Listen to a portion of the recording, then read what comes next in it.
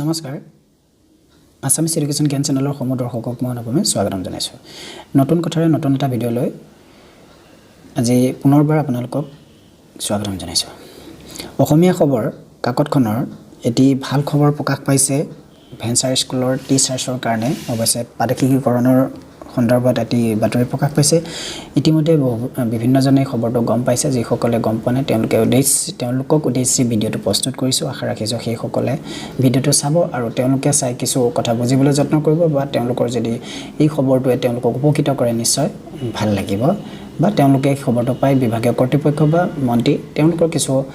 কাম থাকিলে হয়তো তেওঁলোকে এই খবৰটো তেওঁলোকক লাভান্বিত কৰিব বা উৎসাহিত যোগাব আপোনালোকে এই বিষয়ে চাবৰ কাৰণে অসমীয়া খবৰ পেপাৰখনৰ ইতিমধ্যে যে 20 ডিসেম্বৰ দিনাখনি প্ৰকাশ পাইছিল অসমীয়া খবৰ পেপাৰখন সেই খবৰ পেপাৰখনৰ প্ৰথম পৃষ্ঠাতে লিখা আছে আপোনালোকে খবৰটো চাব পাৰে নিজেও আৰু যদি ইচ্ছা কৰে যদি পেপাৰখন নাই তেতিয়া হলে আপোনালোকে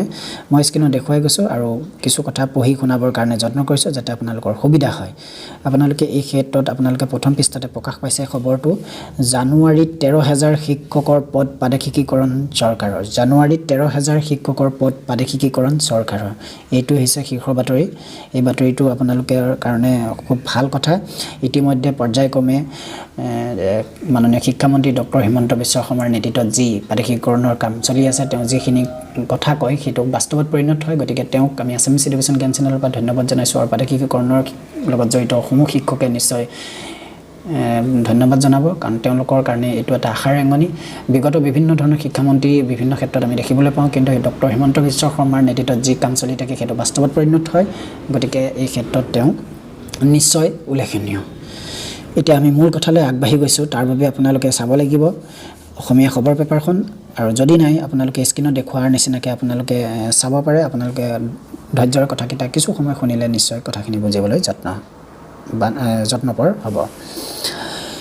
ষ্টাফ ৰিপৰ্টাৰ অপাদেশীকৃত হৈ থকা ৰাজ্যৰ হাজাৰ হাজাৰ শিক্ষকৰ মুখলৈ হাঁহি বিৰিঙাই শিক্ষামন্ত্ৰী ডক্টৰ হিমন্ত বিশ্ব শৰ্মাই অহা জানুৱাৰীত প্ৰায় 13000 শিক্ষকৰ পদ পাদেশীকৰণ হ'ব বুলি ঘোষণা কৰিছে একেদৰে আগন্তুক বছৰটোত 4খনকৈ চৰকাৰী আদৰ্শ মহাবিদ্যালয় নিৰ্মাণ কৰা হ'ব বুলিও সদৰি কৰিছে ইয়াৰ পৰৱৰ্তী কথাখিনি আপোনালোকে চাবৰ কাৰণে এই পেপাৰখনৰ 2 নম্বৰ পৃষ্ঠালৈ যাব লাগিব আৰু এটা মই আপোনালোকক ইংগিত দি দিছো যি সকলৰ হাতত পেপাৰখন নাই তেওঁলোকে গুগল বা ক্ৰমত আপোনালোকে অসমীয়া খবৰ বুলি সাৰ্চ কৰাৰ লগে লগে মই দেখুৱাই থকা নিচিনাকৈ স্ক্ৰিনত আহিব আৰু তাত আপুনি প্ৰথম পৃষ্ঠাত এনেদৰে দেখিব তাৰ পিছত আপুনি 2 নম্বৰ পৃষ্ঠাটো খোল খাবৰ কাৰণে মই স্ক্ৰিনত যেনেদৰে দেখুৱালো তেনেকৈ চালেও আপোনালোকে কিছু লাভৱান হ'ব এতিয়া পৰৱৰ্তী যি কথা লিখিছে সেই কথাটো মই আপোনালোকক শুনাব বিচাৰিছো তাৰ বাবে আপোনালোকে মই দেখুৱাই থকা নিচিনাকৈ চালে আপোনালোকৰ লাভ হ'ব নেক্সট জানুৱাৰীত 13000 শিক্ষকৰ পদ আজি দিছপুৰৰ লোক নিৰ্মাণ বিভাগৰ সন্মিলন গৃহত 6খন চৰকাৰী আদৰ্শ মহাবিদ্যালয় আৰু 16খন পাদেশীকৃত মহাবিদ্যালয়ৰ বিজ্ঞান শাখাৰ 368 গৰাকী নৱনিযুক্ত সহকাৰী অধ্যাপকৰ নিযুক্তিপত্ৰ বিতৰণ অনুষ্ঠানত অংশ লৈ শিক্ষামন্ত্ৰী ডক্টৰ হিমন্ত বিশ্ব শৰ্মাই উল্লেখিত মন্তব্য কৰে নিজৰ ভাষণত মন্ত্ৰীগৰাকীয়ে কয় যে 2017 চনত ৰাজ্যত 5খন চৰকাৰী মহাবিদ্যালয় নিৰ্মাণ কৰা হয় বৰ্তমান কাজিৰঙা কাকপথাৰ ডুমডুমা দেইথৰ কাদলিচেৰা আৰু বৰখলাত আদৰ্শ মহাবিদ্যালয় নিৰ্মাণৰ কাম চলি আছে যিবোৰ মহাবিদ্যালয়ৰ নিৰ্মাণ কাৰ্য সম্পূৰ্ণ হোৱা নাই সেইবোৰ মহাবিদ্যালয়ৰ চৌহদতে পূৰ্বৰ কোঠাসমূহতে পাঠদান হ'ব প্ৰতিটো উন্নয়ন খণ্ডত যদি চৰকাৰী অথবা পাদেশীকৃত মহাবিদ্যালয় স্থাপন কৰিব নোৱাৰি তেন্তে শিক্ষাৰ হাৰটো ওপৰলৈ নিয়া অসম্ভৱ বুলি প্ৰকাশ কৰি মন্ত্ৰীগৰাকীয়ে কয় যে ৰাইজে নহয় এতিয়া মহাবিদ্যালয় নিৰ্মাণ কৰিব চৰকাৰে নহলে বেমেজালি হয় অসম এতিয়া দ্ৰুতগতিত আগবাঢ়িছে বুলি দাবী কৰি মন্ত্ৰী ডক্টৰ শৰ্মাই কয় যে অসমত দ্ৰুত পৰিৱৰ্তন হৈছে নতুন অসম গঢ়িবলৈ গৈ আছে চৰকাৰে 1 টকা পইচা নিদিয়াকৈ শিক্ষক নিযুক্তি দিয়া হৈছে কিন্তু সেই শিক্ষকে এঠাইৰ পৰা আন এঠাইলৈ বদলি বিচাৰি শিক্ষা বিভাগৰ কাৰ্যালয়ত 1 লাখ টকাৰ উচ্চক দিয়ে বুলিও মন্ত্ৰীগৰাকীয়ে প্ৰকাশ কৰে অৱশ্যে এইটো এটা বৰ গুৰুত্বপূৰ্ণ কথা কৈছে তেওঁ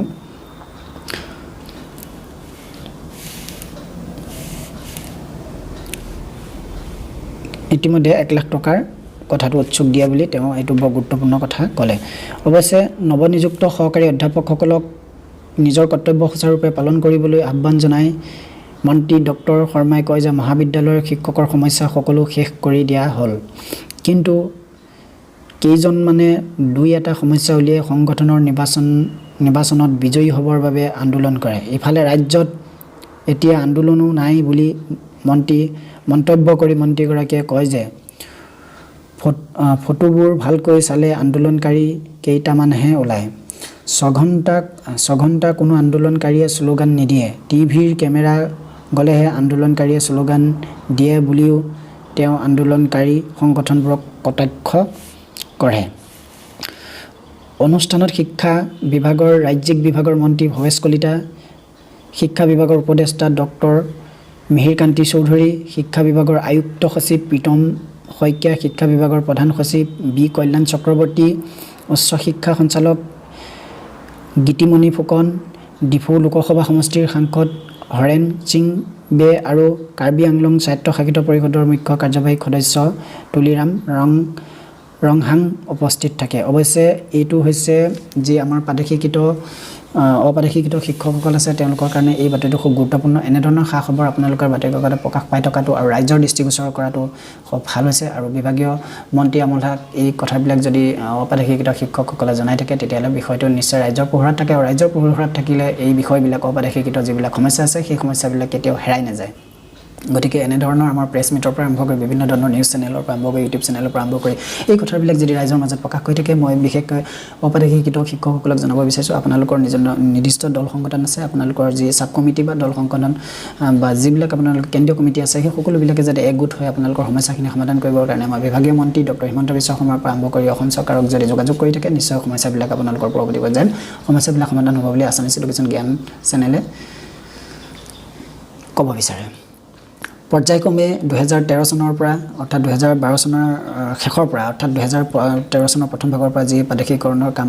চলি আছে ডক্টৰ হিমন্ত বিশ্ব শৰ্মাৰ নেতৃত্বত অৱশ্যে বিগত বিভিন্নজন শিক্ষামন্ত্ৰী অৱশ্যে গৈছে আহিছে তাৰ ক্ষেত্ৰত ডক্টৰ হিমন্ত বিশ্ব শৰ্মাৰ মন্ত্ৰী নিশ্চয় উল্লেখনীয় শিক্ষা বিভাগৰ ক্ষেত্ৰত প্ৰত্যেক মানুহৰ ভাল বেয়া দুটা গুণ থাকে কিন্তু শিক্ষা বিভাগৰ ক্ষেত্ৰত ডক্টৰ হিমন্ত বিশ্ব শৰ্মাক বিশেষকৈ উল্লেখনীয় বুলি এই কাৰণেই কৈছোঁ যাতে তেওঁ যি কাম কৰে সেই ক্ষেত্ৰত তেওঁ সেইটো বাস্তৱ পৰিণত কৰি দেখুৱাই বিশেষকৈ শিক্ষা বিভাগৰ কামটো উল্লেখনীয় গতিকে আপোনালোকে এনেদৰে আগবাঢ়ি যাওক আপোনালোকৰ খা খবৰবিলাকো পেপাৰ পত্ৰৰ পৰা যি ওলাই আমি আছামিজ এডুকেশ্যন জ্ঞান চেনেলৰ সময় অনুসৰি জনাই থাকিবলৈ চেষ্টা কৰিব যাৰ কাৰণে আপোনালোকে যাতে সুবিধা হয় সকলো খবৰখিনি গম পায় যাতে আপোনালোকে আগবাঢ়িব পাৰে কাৰণ শিক্ষক হিচাপে ইমান দিন কৰ্মৰত হোৱাৰ পিছত অপ্ৰাদেশিকৃত হৈ থাকি বিনা বেতনেৰে ইমান দিন আগবাঢ়ি যোৱাটো বৰ যন্ত্ৰণাদায়ক সেই কথাটো আছামিজ এডুকেশ্যন জ্ঞান চেনেলে নিশ্চয় বুজে গতিকে এইখিনিকে বিশেষ আজি খবৰৰ লগত অহা খবৰখিনিৰ লগতে কিছু খবৰ যোগ কৰি দিলোঁ নিশ্চয় ইয়াতে ভাগ দুটা হ'ব পাৰে ভুল হ'লে ক্ষমা কৰিব আৰু যদি খবৰটো ভাল পাইছে নিশ্চয় এনেধৰণৰ খা খবৰ লাগি থাকে বিচাৰে তেতিয়াহ'লে আছামিজ এডুকেশ্যন জ্ঞান চেনেল ফ'ল' কৰিব চেনেলটো ছাবস্ক্ৰাইব লাইক কমেণ্ট শ্বেয়াৰ কৰিব নিশ্চয় এনেধৰণৰ খা খবৰ মই অনুপমে আছামিজ এডুকেশ্যন জ্ঞান চেনেল আপোনালোকক জনাই থাকিম নতুন এটা ভিডিঅ'ৰ নতুন কথা পুনৰবাৰ উপস্থিত হোৱালৈকে আজিৰ ভিডিঅ'টো ইমানতে সামৰি সকলোকে ধন্যবাদ জনাইছোঁ ধন্যবাদ